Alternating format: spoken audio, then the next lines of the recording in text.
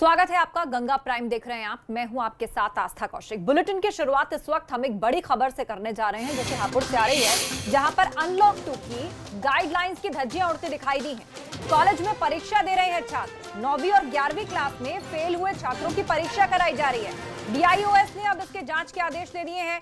Media के आने पर स्कूलों के गेट बंद कर दिए गए। आप तस्वीर देखिए, यहाँ स्टूडेंट्स एग्जाम दे रहे हैं बैठकर।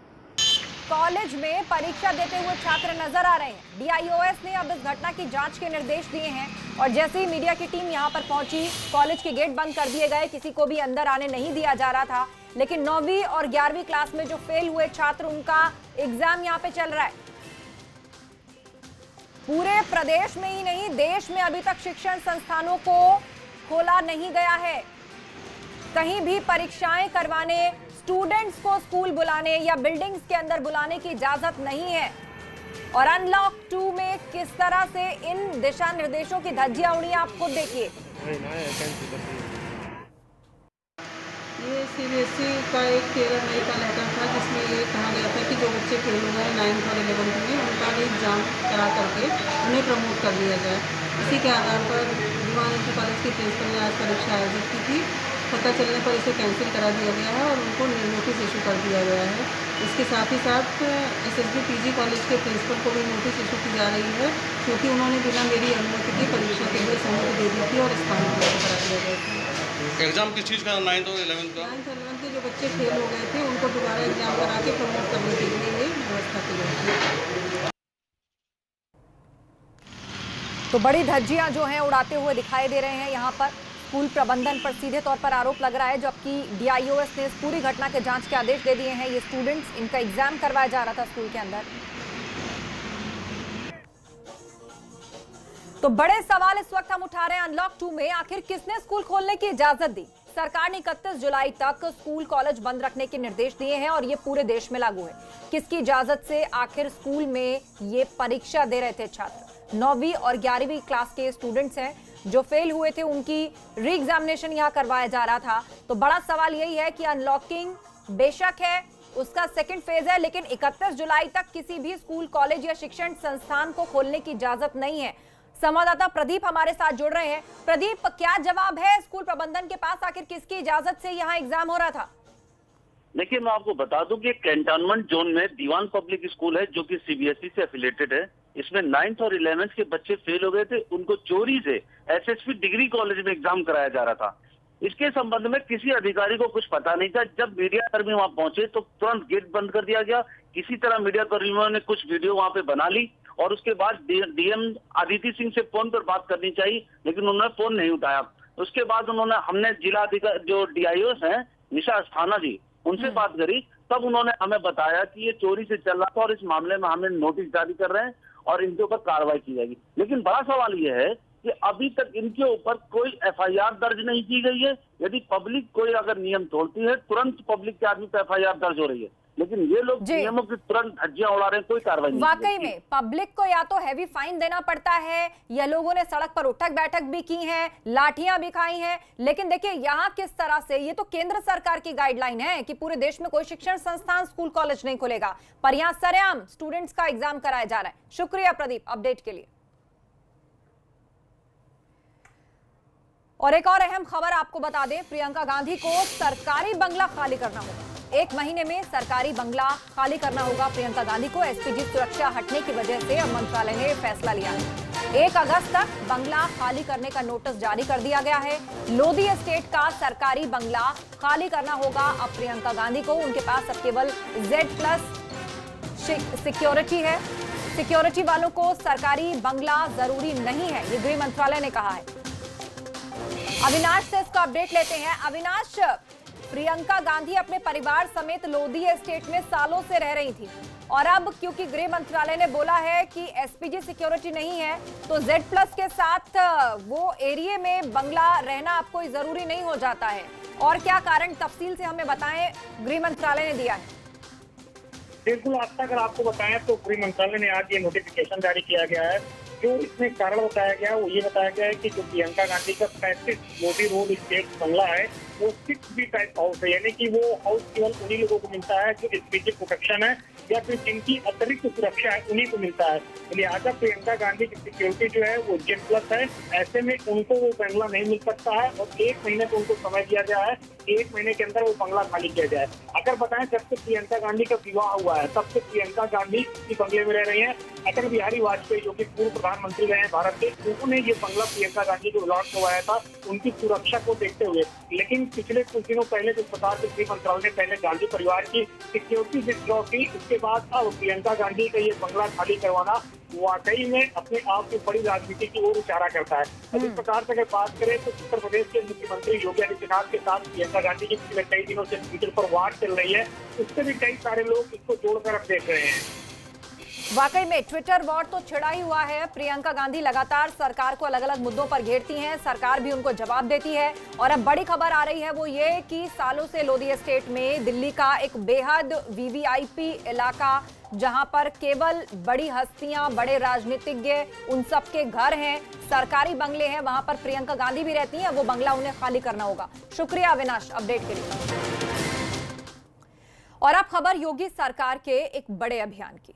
आपको याद होगा पिछले साल दिसंबर में लखनऊ समेत प्रदेश के कई शहरों में सीएए और एनआरसी के मुद्दे पर विरोध की आग भड़की थी और उस दौरान सार्वजनिक संपत्तियों के नुकसान को लेकर योगी सरकार ने भरपाई को कानूनी जामा पहनाया। जिन लोगों ने भरपाई की रकम जमा नहीं की, उनकी संपत्ति की अब कुर्की शुरू कर दी गई है।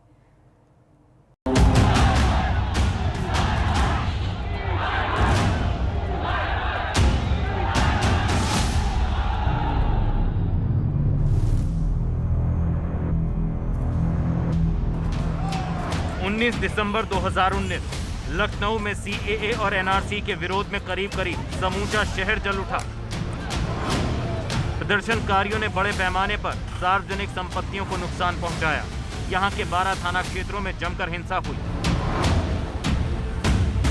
बवालियों की करतूत पर नकेल कसने के लिए उन पर 63 मुकदमे भी दर्ज हुए, जिसके बाद मुख्यमंत्री योगी आदित्यनाथ ने नुकसान की भरपाई का ऐलान कर दिया और फिर पुलिस ने सीसीटीवी फुटेज में आरोपियों की पहचान शुरू कर दी। मामला कोर्ट तक पहुंचा, लेकिन सरकार अपने फैसले पर डटी रही। फैसले को कानून बनाया गया। सरकार ने तमाम कानूनी प्रक्रियाओं के तहत चुनौतियों का सामना करना पड़ा। इसके बावजूद बवालियों को आखिरकार राहत नहीं मिली। जो संपत्ति की क्षति का आकलन हुआ है उसका उनसे वसूली करने के लिए जॉइंट एंड सेवरल लायबिलिटी के आधार पर, यानी प्रत्येक व्यक्ति पूरे नुकसान के लिए जो संबंधित थाना क्षेत्र की जो रिपोर्ट है, उस थाने में जितना नुकसान हुआ उसके लिए उत्तरदायी पाए गए सभी व्यक्ति सामूहिक एवं व्यक्तिगत रूप से उत्तरदायी होंगे। इस आशय का आदेश पारित किया गया। तत्पश्चात जब उसकी अवधि पूरी हो गई 1 माह की, जिसमें स्वयं लोग जमा कर सकते थे और उनके द्वारा फिर भी पैसा जमा नहीं किया गया, तो हमारे यहाँ से आरसी सर्टिफिकेट्स कोर्ट से जारी हुए हैं, जिसको तहसीलदार सदर एग्जीक्यूट कर रहे हैं। उनकी संपत्तियां कुर्क करके अटैच करके तहसीलदार सदर द्वारा बाकी कार्रवाई की जाएगी। हिंसा, आगजनी और तोड़फोड़ के मामलों में 95 में से 57 लोगों को दोषी माना गया। उन्हें संपत्ति की भरपाई का नोटिस भी जारी किया गया, लेकिन बवालियों ने जब रकम जमा नहीं की तो उनकी संपत्ति कुर्क की जाने लगी।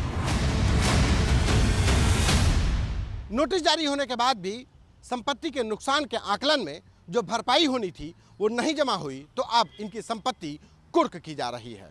यानी उत्तर प्रदेश की योगी आदित्यनाथ सरकार ने बलवाइयों से जो पाई वसूलने का फरमान सुनाया है उसको अमल में भी लाया गया। और जिस मॉडल की बात केंद्र सरकार तक करती आई है कि अब हिंसा में हुए नुकसान की भरपाई बलवाइयों से की जाएगी, वो यही उत्तर प्रदेश सरकार का मॉडल था।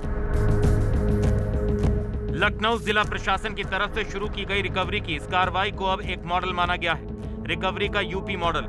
जाहिर है इतिहास में पहली बार कोई सरकार हिंसा प्रदर्शन में हुए नुकसान की पाई वसूलने जा रही है।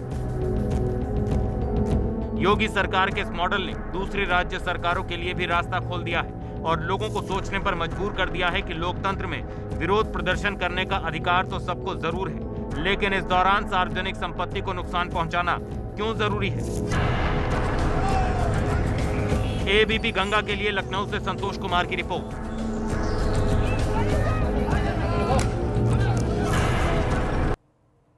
और अब एक बड़ी खबर आपको बता दें, शुक्रवार को लद्दाख जाएंगे रक्षा मंत्री राजनाथ सिंह। सेना प्रमुख भी राजनाथ सिंह के साथ जाएंगे। लद्दाख में चीन से तनाव के बीच रक्षा मंत्री का ये दौरा है और सुरक्षा स्थिति का जायजा लेंगे राजनाथ सिंह। तो बड़ी खबर हम आपको बता दें, सेना प्रमुख के साथ राजनाथ सिंह लद्दाख जाएंगे और वहां LAC पर भारत और चीन के बीच जो तनाव चल रहा है उस बीच सुरक्षा का जायजा लेंगे। स्थिति वहां पर क्या है उसे देखने के लिए रक्षा मंत्री राजनाथ सिंह लद्दाख जाएंगे। शुक्रवार को वो लद्दाख जाएंगे और उनके साथ सेना प्रमुख भी मौजूद होंगे। बड़ी खबर, एक तरफ LAC पर भारत और चीनी सेना के बीच में टकराव की स्थिति लगातार बनी हुई है। स्थिति काफी संवेदनशील है और भारत भी अपनी तरफ से पूरी तैयार है। लद्दाख में अब चीन से तनाव के बीच रक्षा मंत्री का यह दौरा होने जा रहा है। 3 जुलाई को लद्दाख जा रहे हैं रक्षा मंत्री राजनाथ सिंह। सुरक्षा की स्थिति का जायजा लेंगे और उस दौरान सेना के प्रमुख भी उनके साथ मौजूद होंगे। तो बड़ी खबर इस वक्त की हम आपको बता दें, रक्षा मंत्री राजनाथ सिंह अब लद्दाख जा रहे हैं।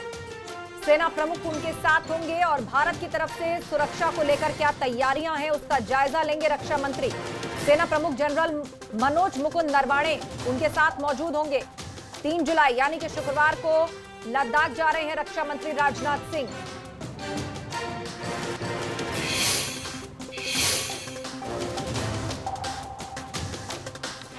प्रणय उपाध्याय हमारे साथ फोन लाइन पर जुड़ गए हैं। प्रणय, स्ट्रेटेजिकली देखा जाए तो रक्षा मंत्री के इस दौरे के क्या मायने निकाले जाने चाहिए? देखिए, इस समय में जबकि भारत और चीन सीमा के ऊपर तनाव चल रहा है, वास्तविक नियंत्रण रेखा पर बीते करीब 1 महीने से ज्यादा वक्त से गतिरोध चल रहा है, ऐसे में रक्षा मंत्री राजनाथ सिंह का ये दौरा ये बताता है कि वो इस मामले की संवेदनशीलता को लेकर भी गंभीर है। साथ ही सैनिकों का उत्साह बढ़ाने के लिए भी इस तरीके की यात्राएं होती हैं और वो अपने कहीं भी जाके इस चीज का एक पर्सनल एक्सपीरियंस देना चाहते हैं, ब्रीफिंग्स देना चाहते हैं कि आखिर वहां पे किस तरीके के हालात हैं, क्या हैं। और ये भी बताता है कि भारत इस स्थिति को लेकर काफी कॉन्फिडेंट है, क्योंकि इस तरीके से रक्षा मंत्री का दौरा जो है तभी हो सकता है जब दुनिया पूरी तरीके से नियंत्रण में हो।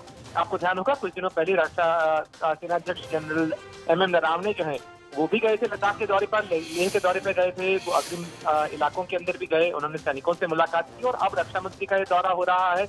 इस दौरान कई बैठकें हुई हैं और ये दौरा ऐसे समय में हो रहा है जब दोनों देशों के सैन्य कमांडरों के बीच में भी बैठक हुई है और इस बैठक के अंदर दोनों पक्षों ने इस बात पर सहमति जताई है कि वो सैनिक तनाव कम करना चाहते हैं, डिसएंगेजमेंट और डी एस्केलेशन दोनों के लिए बात हुई। और अभी जब हम आप बात कर रहे हैं तो अभी जो चीन का सरकारी मीडिया है ग्लोबल टाइम्स, उसने ये दावा किया है कि दोनों देशों के बीच जो अग्रिम मोर्चे के सैनिक हैं उन्हें कम करने को लेकर एक सहमति बनी है। तो बिल्कुल आप नजर बनाए रखिए, आगे हम आपसे अपडेट लेंगे। इस वक्त की बड़ी खबर यही कि शुक्रवार को लद्दाख जाएंगे रक्षा मंत्री राजनाथ सिंह। इस दौरान सेना प्रमुख भी उनके साथ मौजूद होंगे।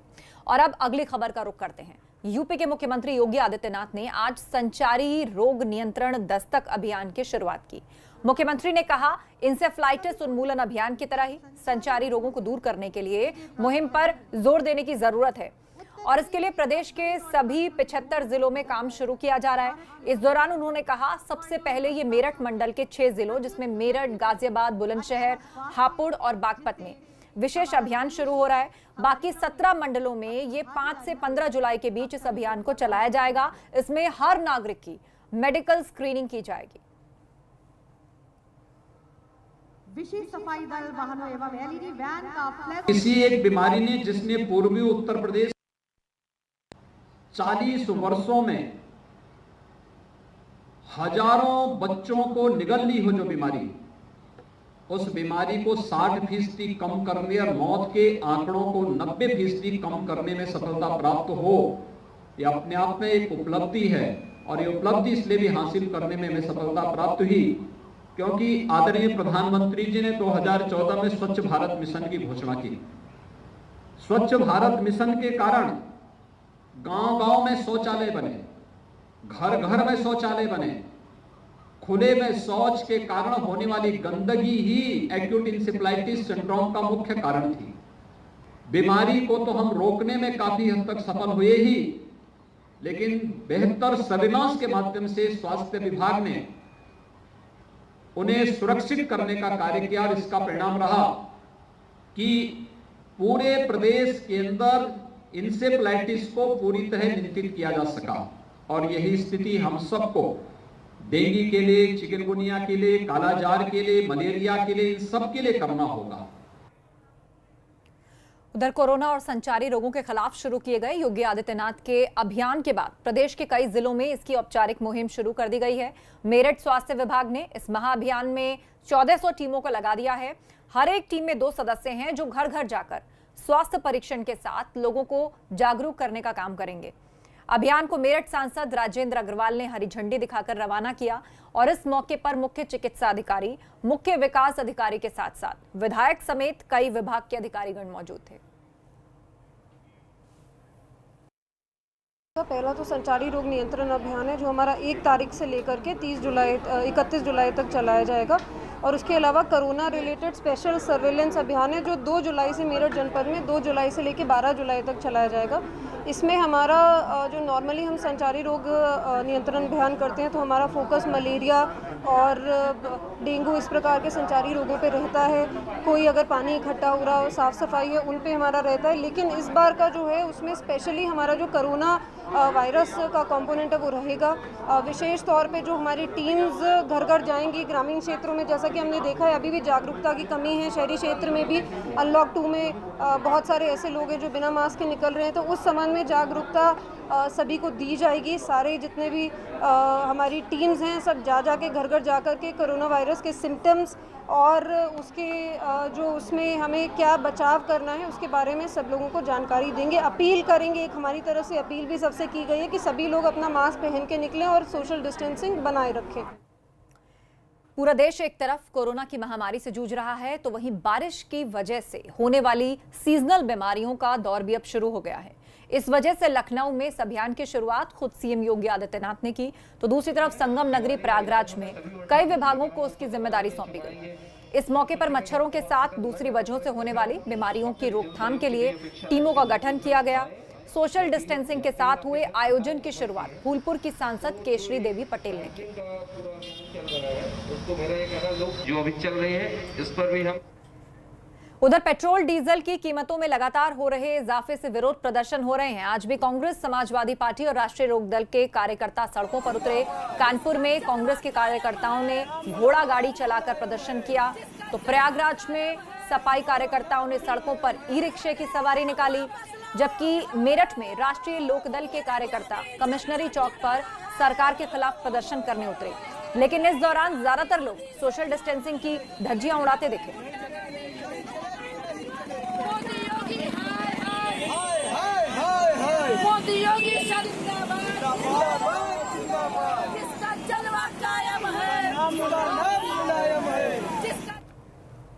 यहां रुक रहे एक छोटे से ब्रेक के लिए, लेकिन उससे पहले आपको याद दिला दें, उत्तर प्रदेश और उत्तराखंड का आपका अपना 24/7 Hindi news channel ABP Ganga अब D2H और डिश टीवी प्लेटफॉर्म पर उपलब्ध है।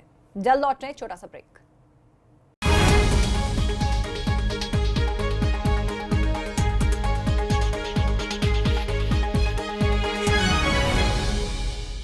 डाबर हनी की बात है औसम, इसमें है फायदे